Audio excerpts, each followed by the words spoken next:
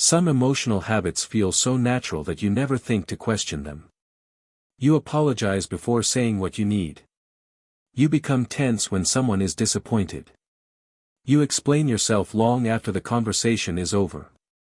You notice everyone else's mood before you notice your own. And when conflict enters the room, something inside you immediately tries to make it disappear. You may call this kindness, patience, loyalty, or simply the way you are. But some of these patterns did not begin with you. They were learned in a family where certain emotions were welcomed, others were punished, and some were never spoken about at all. No one had to say, "Your needs are inconvenient," or, "You must keep everyone calm."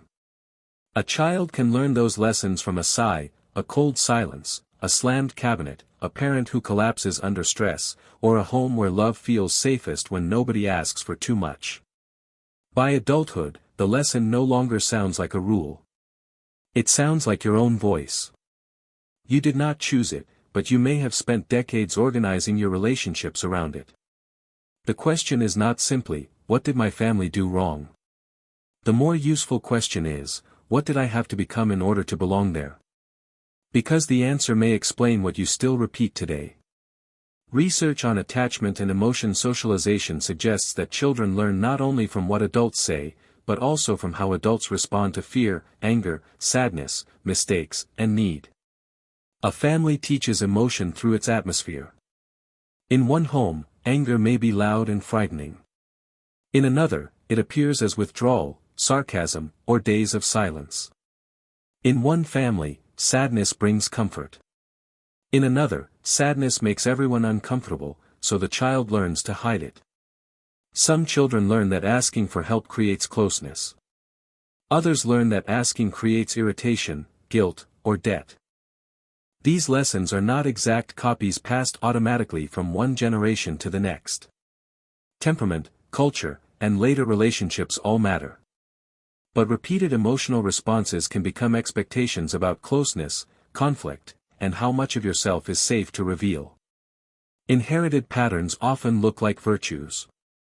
The responsible child may be praised.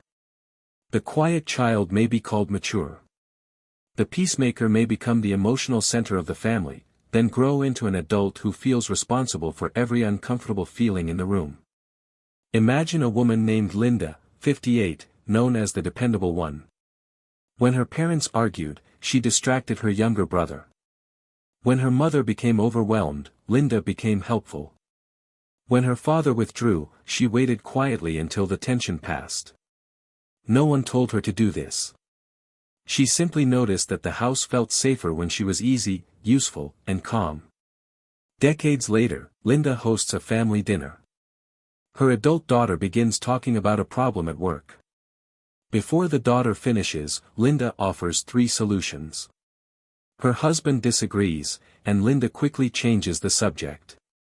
When the room becomes quiet, she starts clearing plates even though everyone is still eating. Her daughter finally says, "Mom, I wasn't asking you to fix it.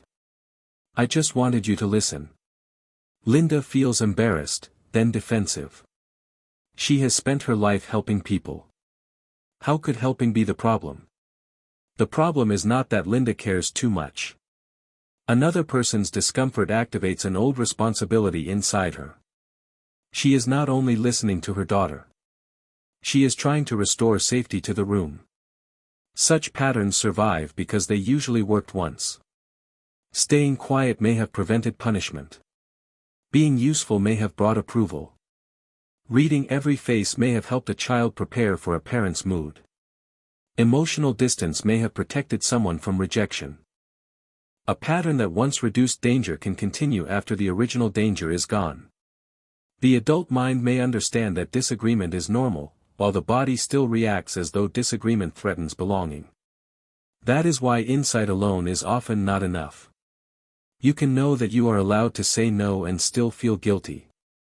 You can know that disappointment is survivable and still rush to repair it. You can understand that intimacy requires honesty and still hide what might create tension. After many decades, these patterns may become more visible because the roles that covered them begin to change. Children become independent. Work becomes less central. Parents age or die. Time feels more valuable. The old role of caretaker, peacemaker, achiever, or invisible one may no longer fit, but you may not know who you are without it. The cost appears quietly. You feel tired after ordinary conversations. You resent people you continue to rescue. You long for closeness but reveal little. You say yes, then withdraw. You avoid conflict, yet the feeling remains. And this is where the pattern becomes more than a habit. It becomes an identity. The deepest reason you may keep repeating an inherited pattern is not because you are weak or incapable of change. It may be because the pattern became a private contract with belonging. The contract says, if I stay easy, people will not leave. If I take care of everyone, I will have a place. If I do not need anything, I will not become a burden. If I never express anger, I will not become like the person who frightened me. What looks like people-pleasing may be an old strategy for staying connected. Emotional distance may be a way of avoiding the shame of needing someone. Constant strength may protect a person who once learned that vulnerability brought no comfort. This changes the question. You are not merely trying to stop a behavior.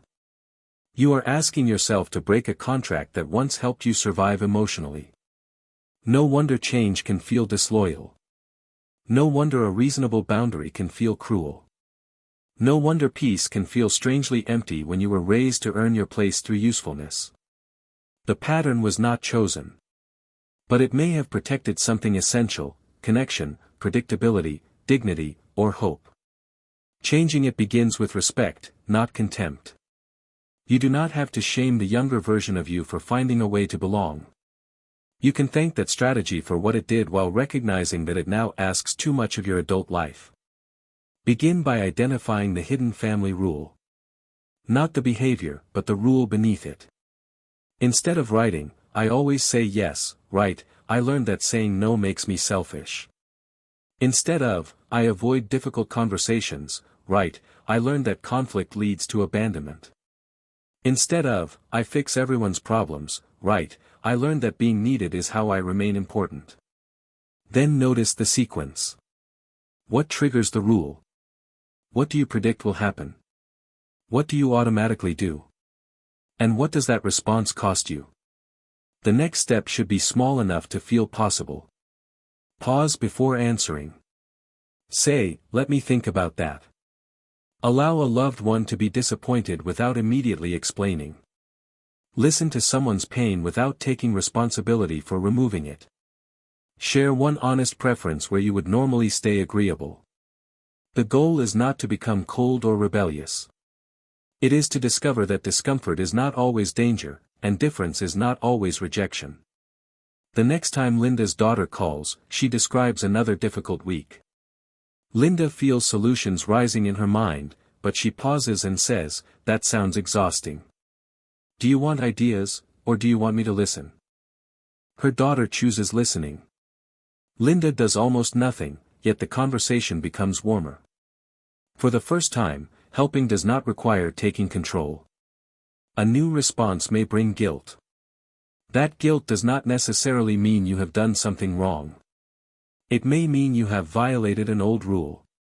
With repetition, the new experience can teach something the old family system could not: you can remain connected without abandoning yourself. Some patterns are tied to painful experiences that still feel overwhelming. In those cases, support from a qualified mental health professional may provide a safer place to understand them. Reflection is valuable, but it is not a diagnosis or a substitute for care. The final layer is this: ending an inherited pattern does not require rejecting your family.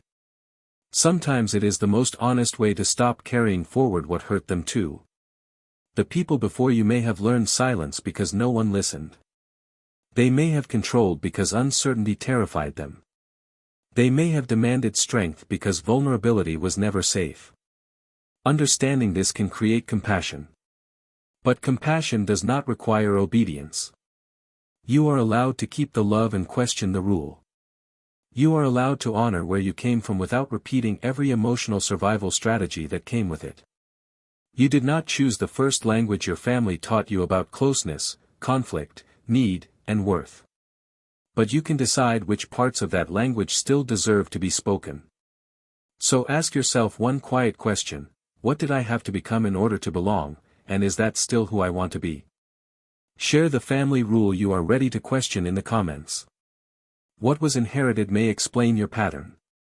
It does not have to decide what you pass on.